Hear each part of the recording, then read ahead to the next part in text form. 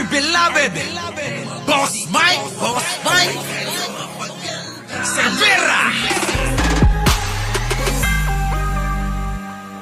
Balita, sa Huwebes na magdedesisyon si Pangulong Duterte kung i-extend o tatapusin ang enhanced community quarantine sa Luzon. Land, domestic air and domestic sea travel to and from Metro Manila shall be suspended beginning March 15, 2020. Pinas, kamusta ka?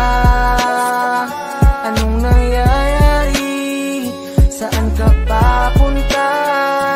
Dami nang mapanlinlang,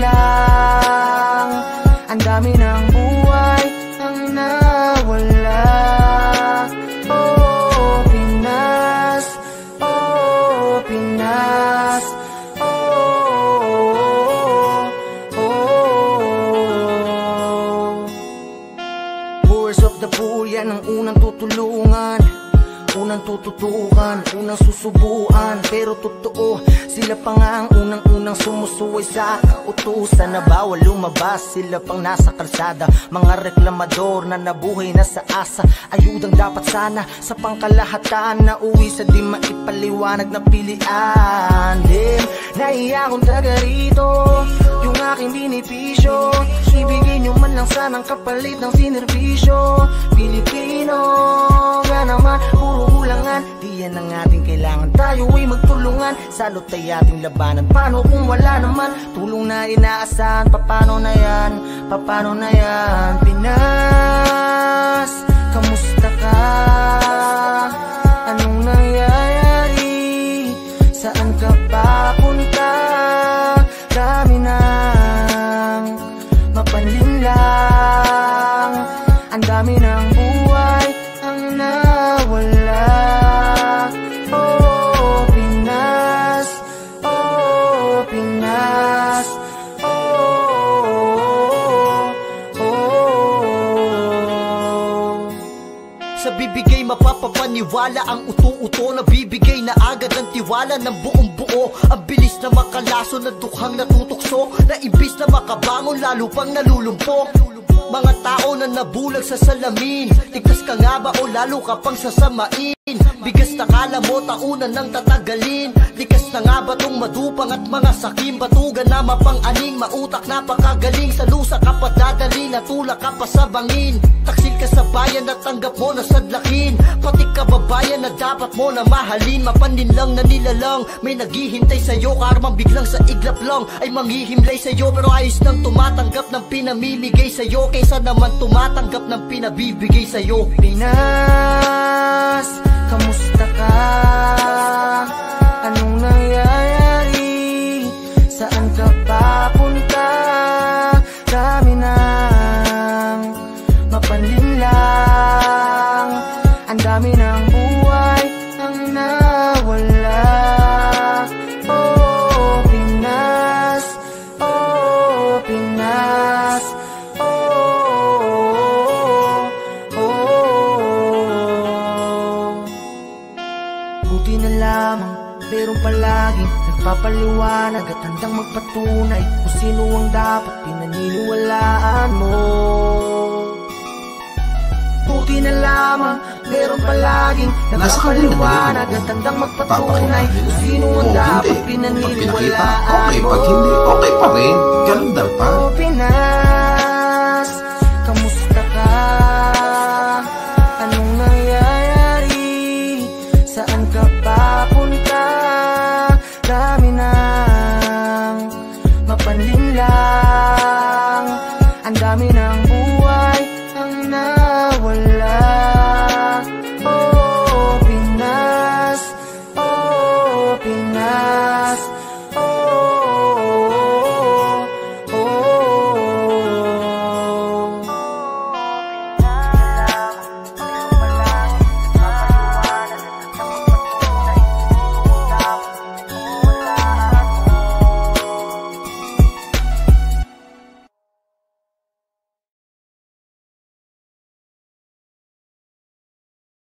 Ayun na nga mga kababayan. Nagbabalik po tayo Okay na ba yung audio natin, mga kababayan ko? Kasi kanina, parang ayaw magpa-topic ni Ninong, ano? Parang si Ninong, mga kababayan, wag mo kong gagawing content. Hindi kaya ganon? O baka naman nire-report na ni Jojo Chavez ito. Boses mo na lang ang di okay. Di ba? O kaya si Jai Sales, ano? Siguro itong mga ito, ni-report na ito eh. Ito ang problema natin, Alicia Duran eh. Yung mga hindi nating kakampi. Ayaw nila, no? No, ay tiyang ano. Okay ang audio, pero yung boses, yun na nga. Di ba? Malamang, Leonora Brown, Marian Tomas, malamang yung live natin kanina, kasi ilang beses yun na-iset, kahapon pa ng umaga dapat yun eh. Kaya lang nga, meron pala akong fellowship kahapon. After ng fellowship maghapon, diretso sa Radyo Pilipinas. Ay, pagod na pagod ako. Akala ko kasi matatalakay natin to kahapon. Wala. Hanggang kanina, mga kababayan, nagtaka talaga ako eh. Sabi ko na nga ba, mayroon talagang mga panatiko ni Ninong dito. Paano na? Paano na ito? Wala. Oo, kailangan nating ipaglaban si Ninong. Nasend mo na ba kanina yung pang turmeric? Thank you naman kanina. Oo. Thank you naman kay Leonora Brown, pang turmeric ko kanina. Ipaglalaban natin si Ninong ngayon. Yun ang gusto nila JJ at ni Jojo eh. Wala stick, mga kababayan, ewan ko ba? Kahit na isampal mo na sa kanila yung katotohanan, Di ba? Minsan talaga ayaw nilang paniwalaan hanggat wala daw ebidensya eh. Sinasabi ko na nga ang ebidensya, si Saldi ko eh. Paulit-ulit kong sinasabi yan. Oo, kinagagalitan nyo na nga ako eh. So eto na, mga kababayan ko, pero alam nyo, yung nangyari na rally-rally, na hindi naagaw yung pwesto, na kahit etong si Sara Duterte pala, abay nag-aabang na maupo na sa Malacanang. Nabaliktad kasi nga hindi nila nakuha. Kumbaga, yung kanilang mga plano pumalpak. Pumalpak ng pumalpak, nakakailang rally na sila, mga kababayan, wala talaga. Baka sabihin na naman ng iba dyan. Hindi. May rally pa. Kailan? Sa November 30 daw. Hindi inyo yan. Ito na naman yung mga DDS, nagkakagulo na nga kayo. Mang-aangkin na naman kayo ng rally na may rally, Yang rally na yan, para sa mga dilawang kakamping. Hindi inyo yan. Pag subukan nyo pumunta doon, baka marinig nyo, Sara, magnanakaw si Sara. Yun ang maririnig nyo. Di ba? Ang botox ni Amy, galing sa nakaw.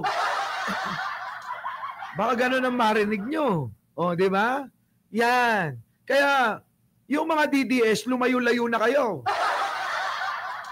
Sabog na sila. Nagkagulo-gulo, nag-away-away na. Yung malaki mata, napayatot na halos hindi na kumakain sa kakarali. Si Boy Lighter, ayun, nagtatampo na. Yun na nga lang yung isa sa masugid ninyo na mag-rally kahit mag-isa, abay, itinaboy nyo pa. Malamang nagsisisi ang mga yan. Biruin ninyo, yung mga masusugid na mga tagapag-rally ni Digong at ni Sara Duterte at tagabatikos kay Pangulo ng kung ano-ano. Abay, pinagtabuyan na nila. Sabi siguro, mga kababayan ko, hindi ka na kailangan. Oo, hindi ka na kailangan. Hindi ka na kailangan. Malaki mata, parang adik. Oy, makinig ka. Oo, yung payatot na malaki mata. Siguro sabi nila, hindi ka na kailangan. Payatot na mukhang adik. Dahil sigurado na, na maaagaw na ang pwesto ni Bongbong Marcos. Kaya hindi ka na kailangan. Paalisin nyo na yan. Parang ganun, ano? Ngayon ho, mga kababayan, umasa sila sa dami ng Iglesia ni Cristo. Di ba? Ano rin? Sino to? Yung malaki champ panot. Si Celes, mga kababayan, ano sabi? Wag ka rito, bawal dito, malaki champanot. Itinaboy din ng ng mga retiradong mga general, di ba? Tinaboy din. So, hindi na kayo kailangan. Bakit? Bakit? Kasi umaasa sila na maaagaw na nila yung pwesto.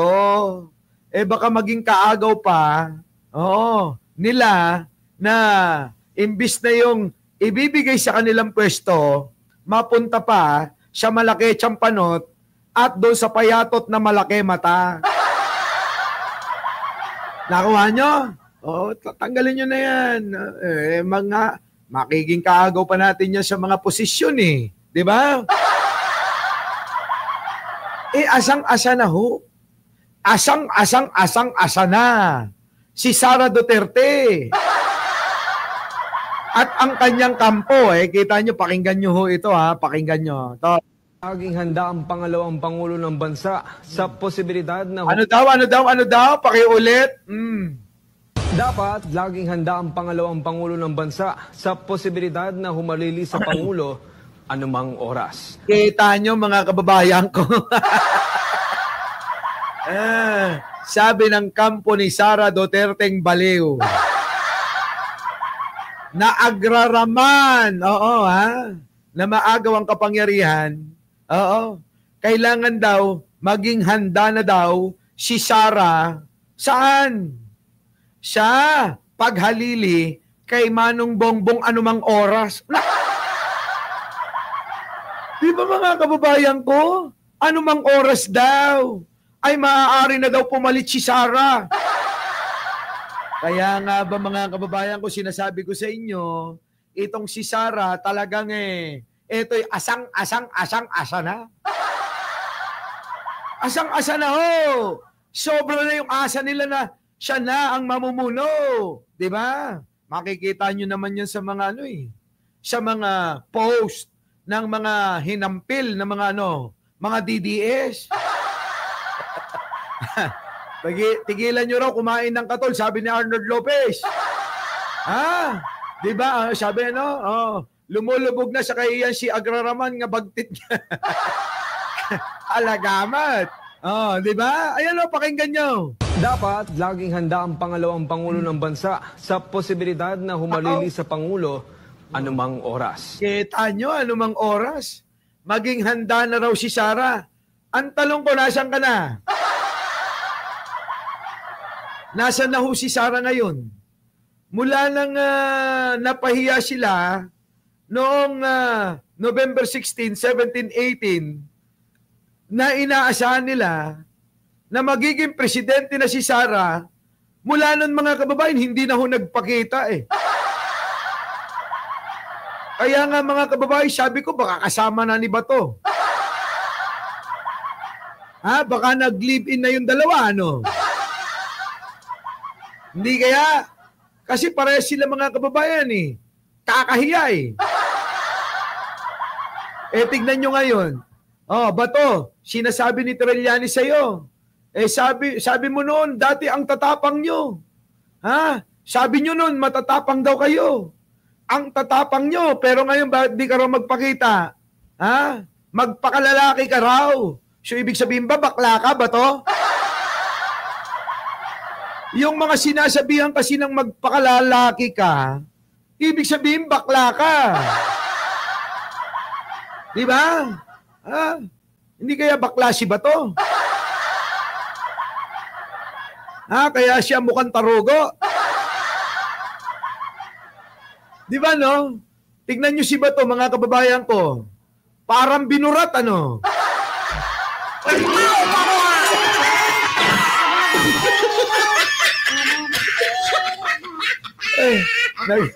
Nag-uumpisa ka na naman, Mike Cervera, ha? Di ba, totoo?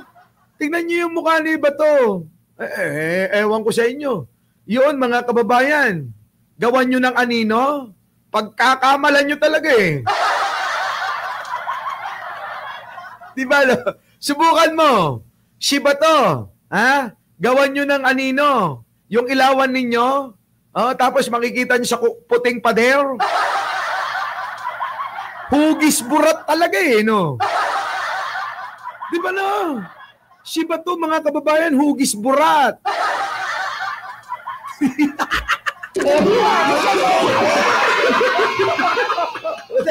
Natatawa ako sa mga... Totoo naman Kaya siguro yung mga didis hindi nagla-like. Oy, mag-like nga muna kayo ha. Totoo, mga kababayan ko ha. Eto na. Ito si Bato naman kasi... Magpakita ka na kasi sinasabihan ka na ni Senator Trillanes, bakla ka. Bakla ka ba? Di ba, no? Bakla siguro, ano? Nagtaka pa kayo, tignan nyo. Imagine nyo, yung ulo ni Bato, kalbo. At hugis burat yung ulo, Tapos yung balikat, mga kababayan, kapag ginanon, yung malaking, malaking braso ni Bato, gumanon lang mga kababayan eh. Parang betlog na yun eh. Di ba? Pero titigan nyo yung ulo ni Bato. Oo. Minsan nga napapatingin ako sa ano ko.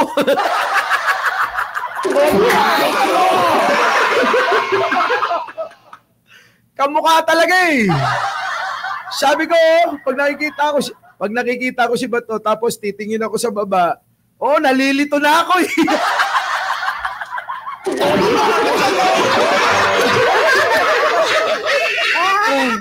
Ayop, nalilito talaga ako sa kanilang dalawa.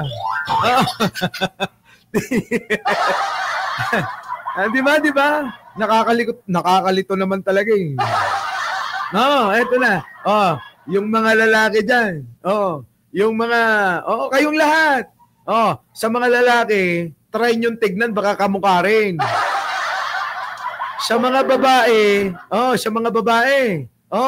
mamayang gabi, silipin nyo, baka kahawig din ng ano nyo. Ay, nako. Bato! Magpakita ka na. Hayop ka. Ang dami mong binudol sa kunya-kunyarian mong katapangan mo. Tama, di ba? Itong si Bato, mga kababayan ko, ang daming nabudol sa kunya-kunyariang katapangan niya. Make my day, kunana. Mr. Trillanes, sumama ka pa rito para pusasan ako. Make my day. Hayop ka. Budol din si Bato eh, no? Lalong-lalo na si Sara. Si Sara ho, mga kababayan eh. Hangad na ho maging presidente. Ayan, ulitin nga natin, nawawala tuloy ako eh. Nawawala tuloy ako. Dapat laging handa ang pangalawang pangulo ng bansa sa posibilidad na humalili sa pangulo anumang oras. Ayon the Office of the Vice President Spokesperson Attorney Ruth Castelo. Giit niya, ang mga programang ipinatutupad ni Vice President Sara Duterte ay bahagi ng kanyang paghahanda sakaling mayroong mangyari. Si Jason Rubrico. Talaga, di ba? Asang-asa sila. Wala na ho. Alam nyo kung asang-asa tong mga ito, eto na ho, papasok na ho. Papasok na. Sa sobrang asa nila, yung mga kakampi nila, sabi ko nga sa inyo, mga kababayan ko, wala na. Mukhang nagtatalunan na. Our beloved Boss Mike! Boss Mike!